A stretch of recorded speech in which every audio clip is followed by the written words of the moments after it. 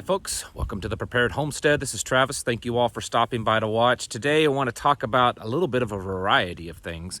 One is just, it's more fun. I just saw it and I wanted to share it with you because it's just the irony of the left and the globalist. They just, I don't know, it's the emperor has no clothes kind of thing. And I want to share that with you. Also want to talk about some heated tensions between us and China.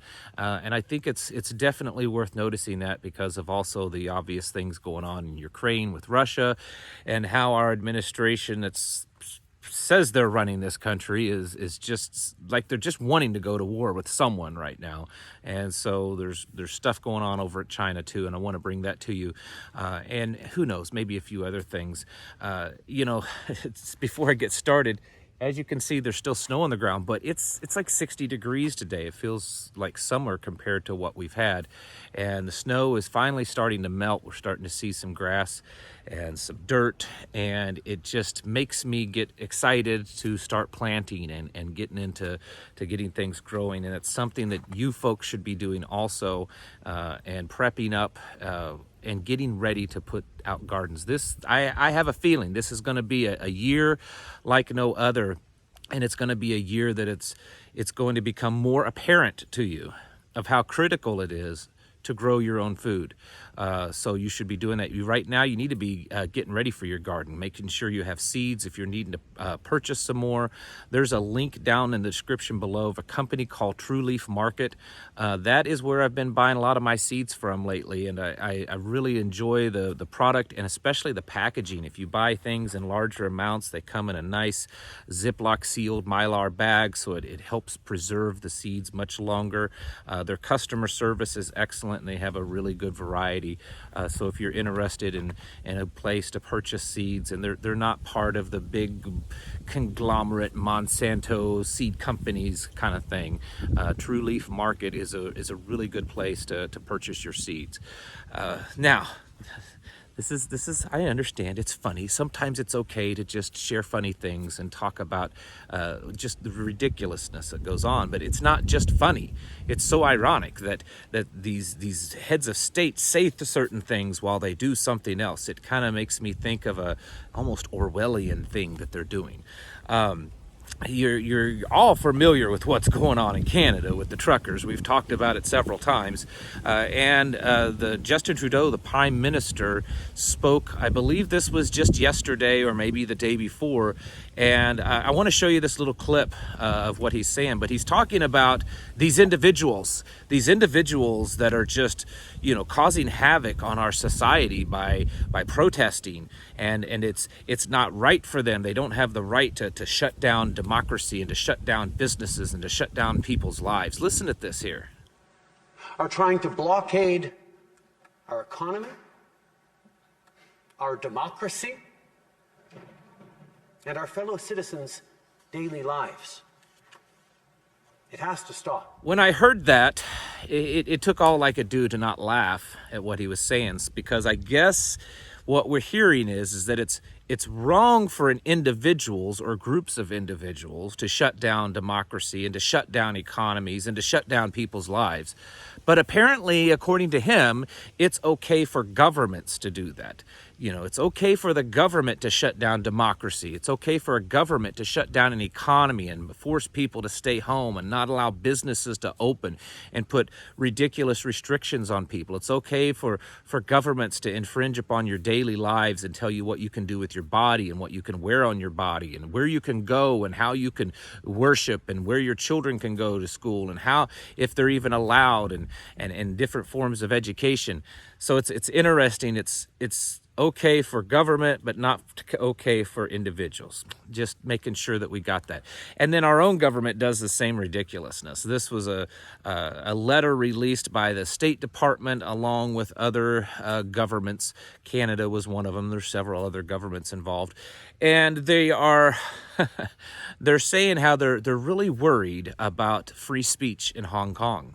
it's very worrisome that the communist Chinese is really kind of clamping down on free speech in Hong Kong, and it's difficult for medias, and it even mentions independent medias, to get the truth out of what's going on, and that their rights to freedom of speech is being trampled on by the big government there of China, and they just really think that that's a bad thing, and then they're making this letter of protest that our government here in the West disapproves of China, not allowing the people in Hong Kong to have the freedom of speech.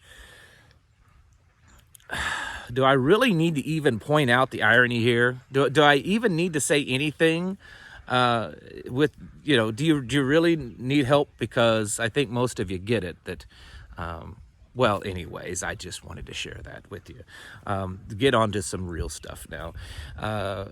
So we're all aware of what's going on in Russia and Ukraine, and there's just this heated tensions, and one moment we hear that, well, it's really not that bad, and we're working on negotiating peace between France and Russia, and they've got things figured out, and you've got the Ukrainian president saying it's not that big a deal, and then we've got Washington just constantly parading around beating a big drum telling us of how bad it is and how it's just any moment, it could be tomorrow, it could be tonight. I mean, it's the worst thing in the world.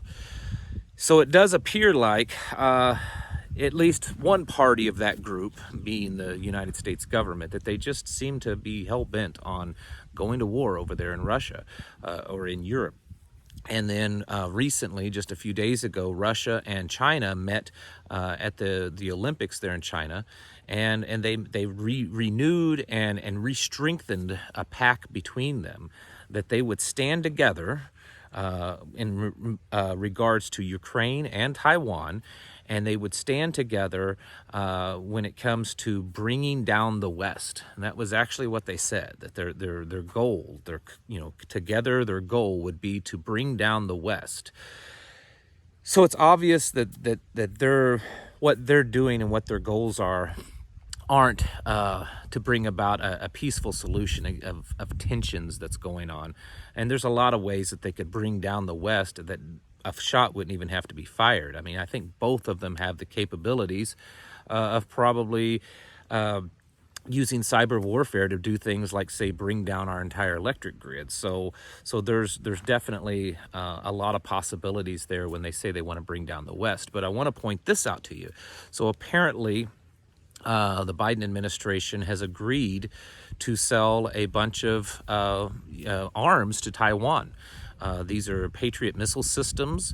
Approximately $100 million in arms have been agreed to be sold to Taiwan, is the way it looks. I guess the Taiwan government made the request, and apparently the United States government has approved of it. Now, this isn't the first time that we've sold arms to them. In fact, we sell arms to them all the time, but things are getting a lot more heated, and we've got this stuff with Russia and China saying that they're going to bring us down and that they're going to stand with each other in regards to Taiwan and to Ukraine. And already the CCP has come out and issued a warning. It's pretty vague, really, but apparently that they're just not happy about it. And they are demanding this to stop. They're demanding that the U.S. government stop doing this and to stop rearming and selling arms to Taiwan. And that they have alluded, at least so much, that they will do what they can to stop this. So here we have, once again, rumors of wars. I think it all fits with the whole thing that we've been talking about here on this channel for a while, is that we're watching things kind of crumble. They see the weakness. I mean, who wouldn't? Who wouldn't? It's they're kind of like an animal. They sense that weakness. That wolf or that lion, and they sense that there's a weak one in the pack, and that they're going to move in on it. And when you look at what's going on in our society here in the United States, when you look at what's happened to our military over the past year or two, and then when you look at the very obvious thing of our leadership and the weakness within our leadership, that we can't even we can't even withdraw from a third world country without it being a complete disaster. Why would we think that we would be able to stand against the two most powerful militaries on the planet next to ours? And they sense that, and I think that they're doing everything they can to bring us down. I would guess that their primary goal is to bring us down without a shot being fired. But there's a strong possibility that both of them are very dedicated in causing America to fall, that if the non-violent means doesn't work, that they would be willing to actually move towards the violent military means of doing so. This is just all part of what we're seeing. I mean, if you look at the Roman Empire, as the Roman Empire weakened, Rome saw enemies that they would not have had to deal with before, because of their strength. But then as they weakened, these enemies saw that, and they tried to take advantage of it, and they chipped away at Rome and its empire until it completely collapsed. And it's very possible that we in America could see that, and that's just one more thing for us to prepare for.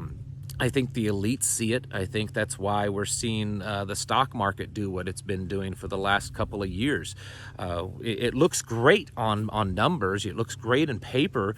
You know, the numbers are high, but the reality is it's really just the wealthy trying to milk every last cent that they can out of the people before they do that. The Federal Reserve is doing the same thing. This is something I'll talk about probably in another video. If you haven't watched Glenn Beck's, I think it's his latest, maybe it's one of his latest podcasts on this. It's certainly one to go and watch. And he points out that through most of this health crisis that we've gone through, the Federal Reserve has been dishing out lots and lots of money, and I've covered that here on this channel before.